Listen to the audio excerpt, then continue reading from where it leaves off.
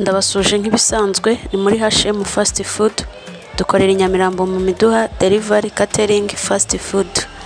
Uyu munsi twatetse umunyigi mwiza uryoshye usa neza uhumura, ni igitoki twakatiyemo puwaro turakinomba kuriya uri kubireba kuri video, kiranoga gisa neza. Twebwe rero tugiye kukirisha ubunyobwa n'ibishyimbo ndetse n'inyama, ariko nawe ubaye wakongeraho utuboga nta kibazo kuko twebwe twongeyeho n'igi kuko turarikunda cyane. Wakeka guteka umunyigi gutya ukawurya gutya, niyo waba udakunda igitoki wakirya kandi ukaryoherwa.